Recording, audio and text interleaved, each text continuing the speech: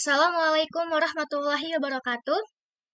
Kami di sini dari kelompok 5 akan menjelaskan materi yang berjudul Akuntansi Pertanggungjawaban Pusat Laba dan Biaya Transfer. Sebelumnya, saya akan memperkenalkan anggota kelompok saya terlebih dahulu. Yang pertama ada Ajeng Tridarmawan, yaitu saya sendiri. Yang kedua ada Indah Halim Nurhalizah. Yang ketiga ada Nofrika Ramadina. Yang keempat ada Sabina Ayu Lestari. Yang kelima ada Uswatun Hasanah. Baik, saya akan memulai menjelaskan. Pusat Pertanggungjawaban. Pusat Pertanggungjawaban merupakan suatu segmen bisnis yang manajernya bertanggung jawab terhadap serangkaian kegiatan-kegiatan tertentu. Pusat Pertanggungjawaban dapat dipandang sebagai suatu sistem yang mengelola masukan atau input menjadi keluaran atau output. Input berupa bahan baku, tenaga kerja, atau berbagai jenis jasa lainnya. Semua bahan masukan diproses dalam pusat-pusat pertanggungjawaban. Akuntansi pertanggungjawaban terbagi atas 4 pusat pertanggungjawaban, yaitu pusat pendapatan, pusat laba, pusat investasi, dan pusat biaya. Selanjutnya, pusat pertanggungjawaban atau responsibility accounting kerap dimanfaatkan untuk mengidentifikasi bagian organisasi mana yang memiliki tanggung jawab terbesar. Memungkinkan para manajer untuk melakukan negosiasi harga dan kebebasan untuk memutuskan tidak melakukan penjualan internal kerap merupakan keputusan yang paling tidak menguntungkan. Namun, bagaimanapun, dalam desentralisasi adalah penting untuk membiarkan para manajer mengambil keputusan.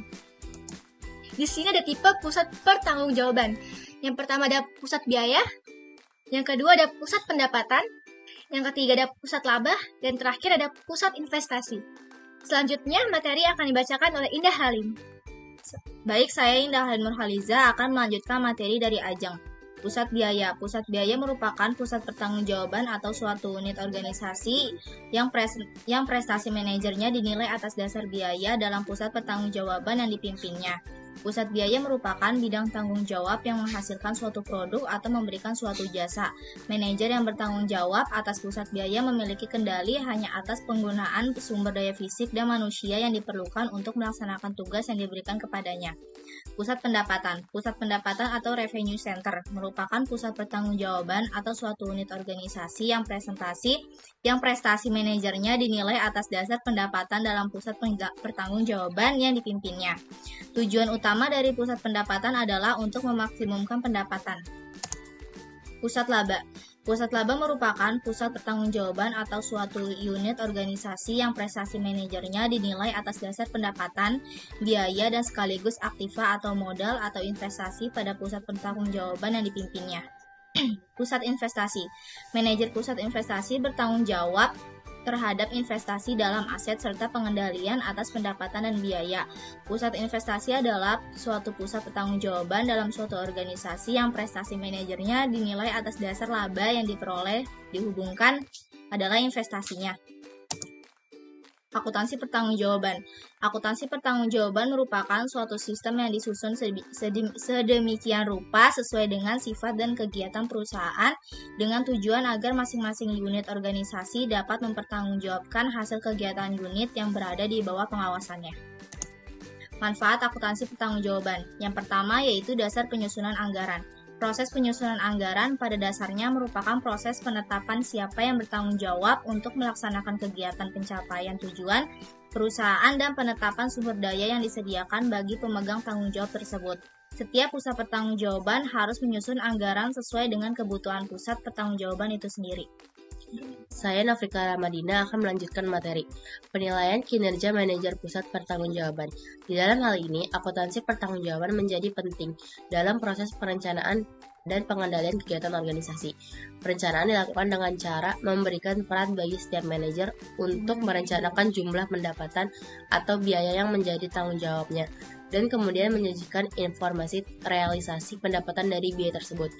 Manajer pusat pertanggungjawaban akan diberikan wewenang dalam menjalankan tanggung jawab dan pencapaian sasaran yang diberikan oleh manajemen puncak. Yang ketiga ada untuk motivasi manajer. Motivasi adalah proses prakarsa dilakukannya suatu tindakan secara sadar dan bertujuan.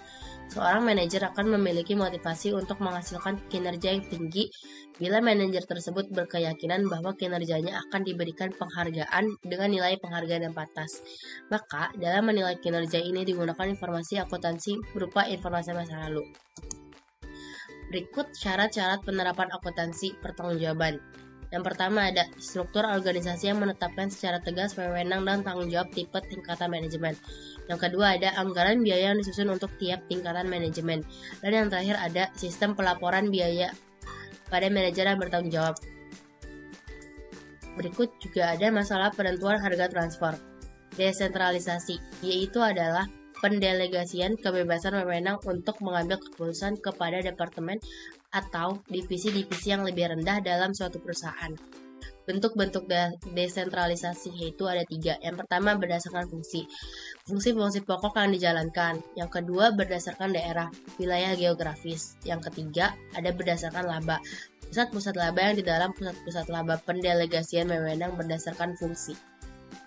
Saya Sabina Ayu Lestari akan melanjutkan materi. 1. Perusahaan yang organisasinya dibagi-bagi menjadi pusat-pusat laba, desentralisasi untuk menghadapi berbagai ragam pasar produk atau jasa yang dihasilkan diferensiasi bisnis.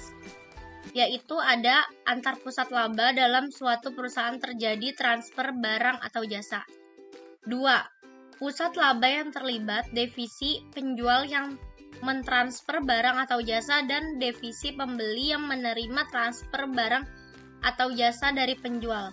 3. Kinerja setiap pusat laba diukur berdasarkan laba, sehingga setiap transfer barang dan jasa antar pusat laba akan berdampak terhadap laba masing-masing pihak yang terkait. Transfer barang atau jasa antar divisi merupakan pendapatan bagi divisi penjual dan biaya bagi divisi pembeli. Keputusan perusahaan jika terjadi transfer barang atau jasa antar pusat laba atau unit. 1. Keputusan pemilihan sumber. Penentuan di mana produk harus diproduksi di dalam perusahaan atau dibeli dari pemasok luar, sourcing decision. 2. Keputusan penentuan harga transfer. Jika produk diproduksi di dalam perusahaan, pada harga transfer beberapa produk tersebut ditransfer dari pusat laba atau divisi penjual ke divisi pembeli, transfer pricing decision. Metode penentuan harga transfer. 1. Harga transfer atas dasar biaya cost based transfer price, full cost, variable cost, dan activity based costing. 2. Harga transfer akan atas dasar harga pasar, market based transfer price. Metode lain. 1. Metode negosiasi. 2. Metode arbitrase. Saya Usatun Hasanah akan melanjutkan materi harga transfer atas dasar biaya. A. Atas dasar biaya lengkap full cost. Biaya yang dipakai sebagai dasar transfer adalah semua biaya untuk menghasilkan produk atau jasa sama dengan dalam keadaan siap untuk ditransfer, full cost. Biaya tetap ditambah biaya variabel. Kelemahan, tidak ada intensif untuk unit penjual untuk mentransfer barang atau jasa kepada unit pembeli karena laba unit penjual dihitung terlalu rendah dan sebaliknya laba terlalu tinggi bagi unit penerima. B. Atas dasar biaya variabel, variable cost. Hanya biaya-biaya variabel yang digunakan untuk menghasilkan produk atau jasa sampai dengan dalam keadaan siap untuk ditransfer. Dasar perhitungan harga transfer. Keunggulan. Bagi unit penerima, informasi yang dihasilkan lebih bermanfaat untuk pengambilan keputusan jangka pendek. Penentuan harga jual minimum barang atau jasa. Karena harga berapapun di atas total biaya variabel berarti tambahan kontribusi margin, tambahan laba bagi perusahaan. Kelemahan, tidak adil bagi unit pengirim karena tidak memperhitungkan laba unit pengirim dan tidak dapat menutup biaya tetap untuk unit pengirim. Harga transfer atas dasar harga pasar. harga transfer atas dasar harga pasar, market basis transfer pricing. Apabila ada suatu pasar yang sempurna, metode transfer pricing atas dasar harga pasar inilah yang merupakan ukuran yang paling memadai, karena memiliki sifat yang independen. Namun, keterbatasan informasi pasar yang terkadang menjadi kendala dalam menggunakan transfer pricing yang berdasarkan harga pasar. Contoh harga transfer. Perusahaan Alfa memiliki dua divisi A dan divisi B. Divisi A akan menjual produknya sejumlah 1.000 unit kepada divisi B dengan biaya sebagai berikut. Biaya produksi 190 juta, biaya administrasi dan umum 50 juta, biaya pemasaran 20 juta.